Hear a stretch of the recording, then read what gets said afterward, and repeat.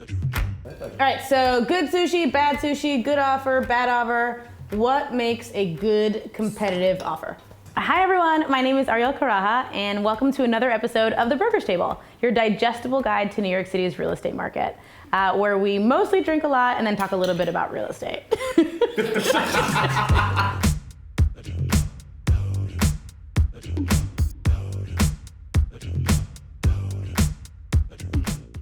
What are factors that brokers consider when they're, coming up with an offer for a buyer to make? So the biggest thing is how in demand is the apartment and what is the seller's timeline and how urgently do they need to sell. And starting there, you can really start to craft an offer of potentially offering considerably less than what they're asking for or coming in just a little bit less and seeing if you can work up from there. But it really starts that way. How do you know how in demand it is? So a lot of times you can go to an open house. A lot of deals in New York are started at the open house. You also have private showings, but if you are in an open house, one mistake people will make is they'll see 30 people in an open house, which we consider to be very packed, and then they'll try and come in very low, shoot really far below list price, which we typically might think, depending on the comps, could be a bad strategy to start out. But also days on market, right?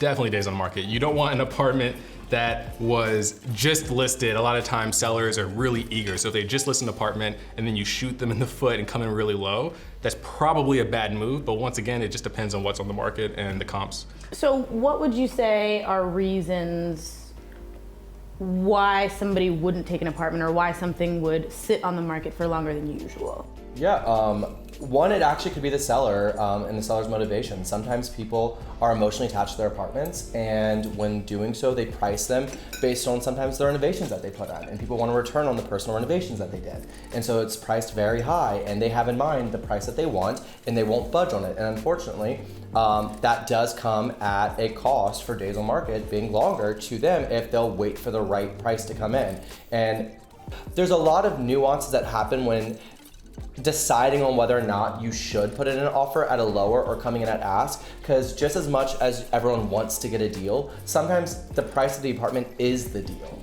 and people don't have to get around the fact that you don't have to save money to score a really good apartment. So, so when a buyer comes to you and asks you, what do you think this apartment is worth? What kind of conversation is that like? I always feel like, I have a line. All right, the apartment is worth what you're willing to pay for. Oh, you stole my line. Haha! That's so true. I'll add to that. I think you need to factor in two things. The comps look towards the past, and then the broker's opinion based on his knowledge of the market or her knowledge of the market looks towards the future. A lot of people will look at either or and rarely both. So when you're asking your broker, hey, what's the apartment worth? Look at what's sold in the building, what's sold in the neighborhood, but also look at how the economy is doing and where things are headed, because typically the price will be a little bit higher or lower than what the comps are indicating. But we also talked about the seller motivation, but it's also the buyer motivation. If a buyer wants to skip out on a negotiating war or a bidding war, putting in a reasonable offer to just get it like a one and done almost, like go in and ask, go and over ask because that's how bad I want it, is that like a reasonable way to look at it? Whenever you're looking at this, I understand you want to save money, I understand you want to get a good deal, but sometimes coming in too low, just for the sake of coming in low, means you could miss out on that opportunity, because just like we said earlier, you're not the only one looking to move. There are multiple people looking to move, and humbly speaking, the top of your budget is the bottom of somebody else's. So I think that you have to be very considerate and not just make, like I said earlier, arbitrary offers, but really look at data and try to use data and also use the value of what you are willing to pay to kind of come up with not only your offer, but also with any of your negotiations. Yeah, I'm happy that we're on the topic of that also, because I think I'd like to have a conversation about what's too low. Because I also think there's such a thing as coming in offensively low.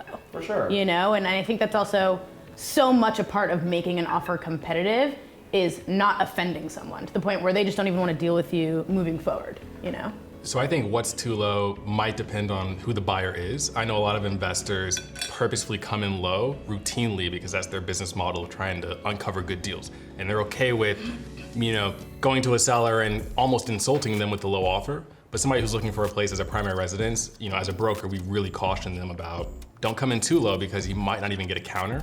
And if there's any other offer on the table, they might just overlook you for good and not respond at all. It's subjective though, right? Because if the seller's being represented by an agent who just overprices the apartment, like we just had a situation at Triplement where a listing agent from another firm listed way above what the unit would be appraised at. And so when we put in the offer, it was lower, closer to what it would be appraised at. And it was like offensive to the seller's agent, even though that was like a reasonable way to set the offer amount, right? Keep in mind also when offering lowballing, like you're talking, you're also putting in an offer and putting a cash value to somebody's home. And it's actively offensive, and I try to steer my clients clear of being like, I understand you want to save money, but coming in this low at an offer will offend the seller because you're telling them that their apartment is less than $100,000 from what they listed at. And that would offend anyone. And no, they do not have to counter that. And no, they more than likely won't. We find it in rentals and sales, right? We have clients that want to negotiate off of principle, right, and want to go way below ask off of principle because in any sales transaction you want to negotiate, but sometimes it's just not the right move. You can totally lose the unit or lose the faith of the seller's agent, the seller, if you come in so low. So don't negotiate off of principalities, negotiate off of, like you were saying, data and reason and how badly you want to move forward and what you think the seller's motivation is, right? So I definitely think that, the reason behind why someone is selling is definitely really important to figure out because, and I know this might be hard to believe, but not everybody wants the highest price. I think sometimes it can be about this person who really respects their home and respects the energy in the home and all the time and money and energy that they've really put into their house. And so I think that when it comes to making competitive offers, writing a really nice letter about how much you loved the apartment and how you felt while you were there. Ooh, a love letter. Yeah, it really, it plays a part, I don't think everybody is just like, I need to get this number, but I also want somebody who's gonna come here and take care of this thing that I've, sort of worked on for so long. I imagine it in like script in like old English. With like calligraphy. Go ahead, no, go ahead. Yeah, I was gonna say, so I think one of the biggest points that we're really touching on is communication's key. Right. Whether you are working with the broker or not, usually the broker has better access to get that information through the listing broker in this case. But finding out why they want to sell, knowing why you want to buy is the best way to finagle this deal that's very intricate, has a lot of different parts, so that at the end of the day, you can get what you want and the seller can also get what they want, which is not always price, as you were pointing out. So. Okay, so with that, do we have any tips for our viewers to wrap up this episode? Leave your emotions at the door. Okay, so leave your emotions at the table. Right. Make competitive offers, get granular, figure things out, and just go from there.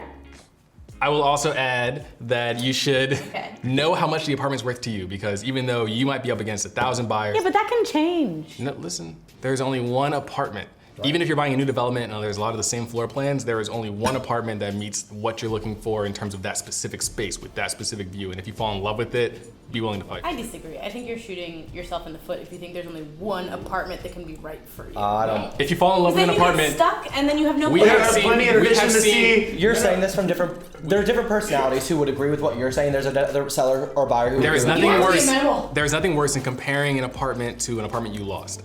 And I think you should fight for an apartment that you know you love. So I agree with that. I agree. Hey guys, so that's the end of this episode. Thank you so much for watching with us once again. This is a continuation of other episodes that we've done about financing, how to pay for your apartment, and wants and needs, co-ops versus condos. So please make sure that you're watching the episodes before this, and any questions that you have, make sure that you just leave comments in the comment section below. Cheers. Cheers. Cheers, guys. To offers. Yay! What's an offer you can make me right now? Should I do that again? I'll give you $5 to go home.